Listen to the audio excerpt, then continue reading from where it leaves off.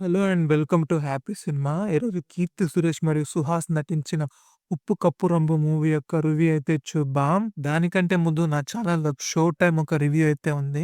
మీకు నచ్చితే తప్పక చూడండి. ఇక ఈ సినిమా కథ చూసుకుంటే, రేపురం అనే ఒక మారుమూల గ్రామం ఉంటుంది. ఆ గ్రామ పెద్ద అయితే చనిపోతాడు. చనిపోయిన తర్వాత ఆ గ్రామ బాధ్యతలు అంతా తన కూతురైన 'కీర్తి సురేష్' అయితే తీసుకుంటుంది. ఇలా ఆమె గ్రామ బాధ్యత తీసుకున్న తర్వాత ఆమెకు ఒక సమస్య అయితే ఏర్పడుతుంది. ఆ ఒక గ్రామంలో రూల్ ప్రకారంగా ఆ ఊర్లో ఎవరు చనిపోయినా గాని ఒక సెపరేట్ ఒక జాగా ఉంటుంది. ఆడ వాళ్ళ దేహాన్ని అయితే పాతిపెడతారు. కొన్ని వందల సంవత్సరాల నుంచి ఈ రూల్ అయితే వాళ్ళ గ్రామంలో అయితే ఉంటుంది. ఇలాంటి పరిస్థితుల్లోని 'కీర్తి సురేష్' అయితే ఆ గ్రామ బాధ్యత తీసుకుంటుంది.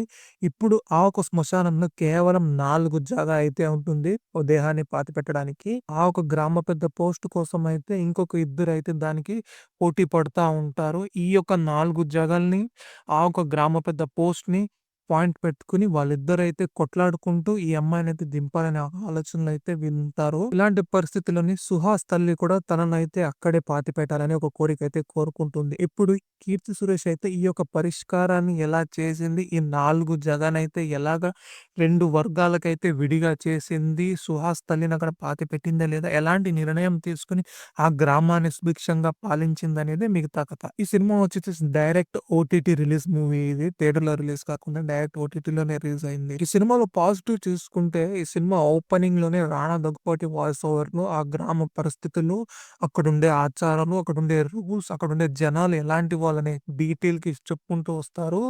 తర్వాత ఈ సినిమాలో వన్ ఆఫ్ ద హైలైట్ వచ్చేసి 'కీర్తి సురేష్' పర్ఫార్మన్స్ అయితే చాలా ఎక్సలెంట్‌గా చేసింది. ఎందుకంటే 'కీర్తి సురేష్' చేసే క్యారెక్టర్ వచ్చేసి చాలా డిఫరెంట్‌గా ఉంటుంది. అమాయకురాలు, భయస్తురాలు ఎలా ఆ ఒక పెద్దరికాన్ని కాపాడుకునాలో, ఎలా ఒక సరిగ్గా ఆ ఒక నిర్ణయాన్ని చెప్పాలనే ఒక అయోమయంతో గమ్మత్తుగా ఆమె క్యారెక్టర్ అయితే రాశారు.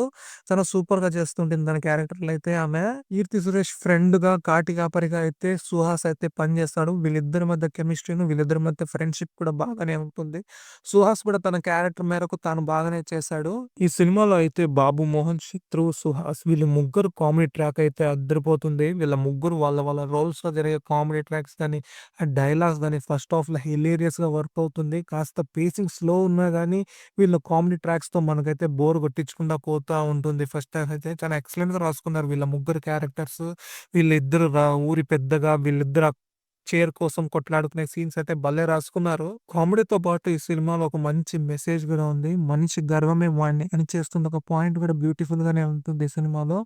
దాంతో పాటు ఈ సినిమాలో అయితే సెకండ్ హాఫ్‌లో సుహాస్‌కి వాళ్ళ మదర్‌కి అయితే ఒక ఎమోషనల్ ట్రాక్ కూడా బాగానే వర్క్ అవుతుంది. ఈ సినిమా అయితే 90స్ పీరియడ్‌లో జరుగుతుంది. ఆ ఊరు విలేజ్ గాని, ఆ ఒక ఆర్ట్ వర్క్ గాని, ఆ ఒక ఫోటోగ్రఫీ గాని ఈ సినిమాలో బాగానే క్యాప్చర్ చేశారు కొన్ని కొన్ని సీన్స్ అయితే. సినిమాలో మేజర్ వచ్చేసి మ్యూజిక్ అయితే చాలా ఎక్సలెంట్‌గా వర్క్ అయింది. సాంగ్స్ గాని, బీజీఎం గాని ఎక్సలెంట్‌గా వర్క్ అయింది. ఇవే ఈ సినిమాలో పాజిటివ్స్. ఇంకా నెగెటివ్ విషయాలు మాట్లాడుకుంటే ఈ సినిమాలో ఇంట్రెస్టింగ్ ప్లాట్ పాయింట్ తీసుకున్నారు గానీ, దాని ఎగ్జిక్యూషన్, దాని స్క్రీన్ ప్లేని మిస్ అయిపోయింది. డైరెక్టర్ అయితే స్క్రీన్ ప్లే వైస్ ఇంకొంచెం బాగా వర్క్ చేసిండాలని నేనైతే ఫీల్ చేస్తా.